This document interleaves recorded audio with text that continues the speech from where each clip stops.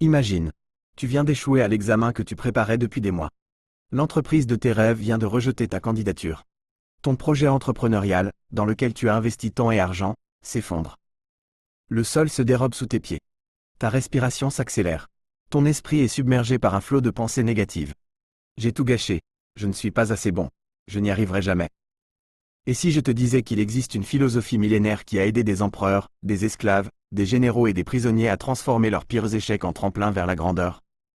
Bienvenue dans cette vidéo où nous allons explorer comment le stoïcisme, cette philosophie antique étonnamment moderne, peut t'offrir des outils concrets pour non seulement surmonter tes échecs, mais les utiliser comme catalyseur de croissance personnelle. Mais avant de commencer, n'oublie pas de t'abonner à la chaîne, ça prend 5 secondes et ça me soutient dans mon travail. Partie 1. Comprendre l'échec à travers le prisme stoïcien. Avant de plonger dans les techniques stoïciennes pour gérer l'échec, clarifions une chose. Le stoïcisme n'est pas ce que tu crois. Non, être stoïcien ne signifie pas réprimer ses émotions ou afficher un visage impassible face aux difficultés. Cette interprétation populaire est bien loin de l'essence de cette philosophie. Le stoïcisme, né dans la Grèce antique au IIIe siècle avant Jésus-Christ, est avant tout une philosophie pratique qui nous enseigne à distinguer ce qui est en notre pouvoir de ce qui ne l'est pas. Et voici la première clé que nous offrent les stoïciens pour comprendre l'échec. La distinction entre ce qui dépend de nous et ce qui n'en dépend pas. Épictète, ancien esclave devenu l'un des plus grands philosophes stoïciens, l'explique ainsi dans son manuel. Certaines choses dépendent de nous, d'autres non. De nous dépendent nos jugements, nos tendances, nos désirs, nos aversions, en un mot tout ce qui est notre œuvre. Ne dépendent pas de nous notre corps, nos biens, notre réputation, nos fonctions publiques, en un mot tout ce qui n'est pas notre œuvre. Réfléchis un instant. Dans ton dernier échec, qu'est-ce qui dépendait réellement de toi? Ton effort, ta préparation, ton attitude. Et qu'est-ce qui échappait à ton contrôle? Les décisions des autres, les circonstances extérieures, certains événements imprévus. Les stoïciens nous apprennent que la souffrance liée à l'échec vient souvent de notre incapacité à faire cette distinction fondamentale. Mais voici la seconde clé stoïcienne, et elle est révolutionnaire. L'échec n'est pas un événement objectif, mais le jugement que nous portons sur cet événement. Marc Aurèle, empereur romain et philosophe stoïcien, écrivait dans ses méditations, « Si tu es peiné par quelque chose d'externe, ce n'est pas cette chose qui te trouble, mais ton jugement sur elle. Et il est en ton pouvoir de l'effacer immédiatement. » Comprends-tu la puissance de cette idée? Ce n'est pas l'échec lui-même qui te fait souffrir, mais la signification que tu lui donnes. Partie 2. Les techniques stoïciennes pour transformer l'échec. Maintenant que nous comprenons mieux la vision stoïcienne de l'échec, explorons les techniques concrètes que cette philosophie nous offre pour transformer nos revers en opportunités. Technique 1. La préparation mentale. La première technique s'appelle la méditation préalable des mots. C'est une pratique où l'on visualise à l'avance les pires scénarios possibles. Sénèque conseillait.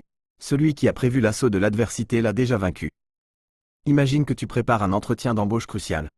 Au lieu de simplement te visualiser réussissant brillamment, comme le conseille souvent le développement personnel moderne, la pratique stoïcienne t'invite aussi à envisager l'échec. Comment te sentirais-tu si tu étais rejeté? Quelles seraient les conséquences réelles? Quelles alternatives s'offriraient à toi? Cette pratique n'est pas du pessimisme, mais une forme de vaccination psychologique. En te confrontant mentalement à l'échec potentiel, tu diminues sa charge émotionnelle et tu te prépares à y répondre de manière constructive si jamais il se matérialise. Technique 2. Le recadrage. La deuxième technique stoïcienne est le recadrage. Il s'agit de changer délibérément notre interprétation d'un événement. Épictète nous enseigne. Ce qui trouble les hommes, ce ne sont pas les choses, mais les jugements qu'ils portent sur ces choses. Prenons un exemple. Tu viens de te faire licencier. Perspective traditionnelle. C'est une catastrophe, une humiliation, une source d'angoisse financière. Recadrage stoïcien possible. C'est une opportunité de réorienter ta carrière vers quelque chose de plus aligné avec tes valeurs, une chance de développer de nouvelles compétences, un test de ta résilience que tu peux transformer en témoignage inspirant pour les autres. Le recadrage n'est pas un déni de la réalité ou un optimisme naïf. C'est plutôt une pratique délibérée pour trouver des interprétations alternatives qui, tout en restant réalistes, nous permettent d'agir de manière constructive. Technique 3.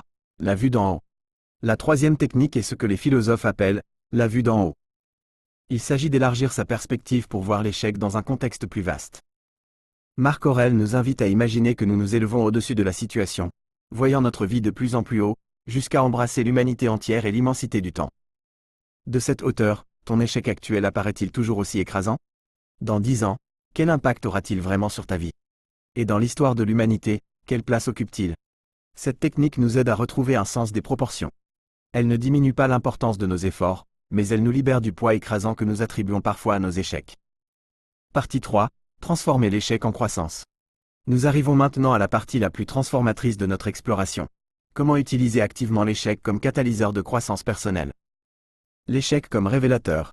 Les stoïciens considéraient l'adversité non comme un obstacle, mais comme un révélateur de notre caractère et une opportunité de le renforcer. Sénèque écrivait « La prospérité ne révèle pas les vertus. C'est dans l'adversité que la fortune découvre les grands hommes. » Réfléchis à ton dernier échec significatif. Qu'as-tu appris sur toi-même? Sur tes forces insoupçonnées? Sur tes zones de fragilité? Sur tes valeurs profondes? L'échec est comme un miroir qui nous montre des aspects de nous-mêmes que le succès laisse souvent dans l'ombre. L'échec comme enseignant. Épictète, que j'ai mentionné plus tôt, a vécu une vie marquée par d'immenses difficultés. Né esclave, il fut handicapé suite à la torture. Pourtant, il est devenu l'un des philosophes les plus influents de son temps. Il enseignait que chaque difficulté est une occasion d'apprentissage. Les difficultés révèlent les hommes. Par conséquent, quand une difficulté survient, souviens-toi que Dieu, tel un maître de gymnastique, t'a mis aux prises avec un rude adversaire. Pour quelle raison? Pour que tu deviennes un vainqueur olympique. L'échec est un enseignant incomparable. Il nous montre nos angles morts, teste nos hypothèses, révèle nos faiblesses et nous indique les domaines où nous devons nous améliorer. La question n'est donc pas « Comment éviter l'échec ?», mais « Que puis-je apprendre de cet échec ?» L'échec comme opportunité d'alignement. Enfin, les stoïciens nous invitent à voir l'échec comme une occasion de réaligner notre vie sur nos valeurs profondes. Marc Aurèle écrivait « Ce qui arrive arrive comme il devait arriver ». Cette pensée peut sembler fataliste, mais elle cache une sagesse profonde. Parfois, l'échec nous indique que nous suivions un chemin qui n'était pas réellement le nôtre. J'ai personnellement vécu cela lorsque, partage rapide d'une expérience personnelle d'échec qui s'est transformée en réorientation positive. Cet échec, qui m'avait initialement dévasté, s'est révélé être une redirection vers un chemin beaucoup plus aligné avec mes valeurs authentiques et mes talents uniques. Partie 4. Pratique quotidienne pour cultiver la résilience stoïcienne. Nous avons exploré la vision stoïcienne de l'échec et découvert des techniques puissantes pour le transformer. Mais comment intégrer ces enseignements dans notre quotidien, avant même que l'échec ne frappe? Voici 4 pratiques stoïciennes que tu peux adopter dès aujourd'hui. Pratique 1. Le journal stoïcien. Chaque soir, prends 10 minutes pour réfléchir à ta journée à travers ces 3 questions inspirées de la pratique de Sénèque. Qu'ai-je fait aujourd'hui qui était en mon pouvoir? Qu'ai-je fait aujourd'hui qui échappait à mon contrôle? Comment ai-je réagi face aux obstacles rencontrés? Cette pratique simple mais profonde développe progressivement ta conscience stoïcienne et renforce ta capacité à distinguer ce qui dépend de toi et ce qui n'en dépend pas. Pratique 2. La contemplation des revers. Chaque matin, identifie un défi potentiel de ta journée et pratique la méditation préalable dont nous avons parlé. Aujourd'hui, je pourrais rater ma présentation. Si cela arrive, je me souviendrai que ma valeur ne dépend pas de la perfection de ma performance. Je tirerai des leçons de cette expérience et je me concentrerai sur ma prochaine opportunité. Cette pratique quotidienne t'aide à développer une résilience préventive face aux petits et grands échecs. Pratique 3. L'autoprivation volontaire. Cette pratique stoïcienne consiste à se priver volontairement de certains conforts pour renforcer sa résilience. Sénèque, pourtant l'un des hommes les plus riches de Rome, pratiquait régulièrement la pauvreté volontaire. Il s'habillait simplement, mangeait frugalement et dormait sur un matelas dur pendant quelques jours. Tu peux adapter cette pratique à notre époque.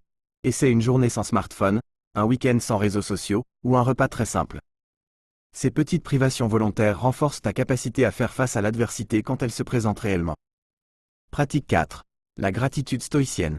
Enfin, les stoïciens pratiquaient une forme particulière de gratitude. Au lieu de simplement apprécier ce qu'ils avaient, ils contemplaient régulièrement la possibilité de perdre ce qu'ils chérissaient. Marc Aurèle écrivait « Ne te comporte pas comme si tu allais vivre 10 000 ans. La mort est suspendue au-dessus de ta tête. Tant que tu vis, tant que c'est possible, deviens un homme de bien. » Chaque soir, identifie une chose que tu apprécies dans ta vie et imagine un instant ce que serait ta vie sans elle. Cette pratique cultive une appréciation profonde du présent et diminue la peur de la perte, qui sous-tend souvent notre angoisse face à l'échec. Alors la prochaine fois que tu te retrouveras face à un échec, souviens-toi que tu as maintenant les outils pour le transformer en tremplin vers une version plus forte, plus sage et plus résiliente de toi-même. Si cette vidéo t'a été utile, n'hésite pas à la partager et à t'abonner pour plus de contenu sur la philosophie pratique et le développement personnel. Et maintenant, j'aimerais savoir, quel a été ton plus grand apprentissage tiré d'un échec? Partage ton expérience dans les commentaires. Merci d'avoir regardé, et à très bientôt pour une nouvelle exploration philosophique.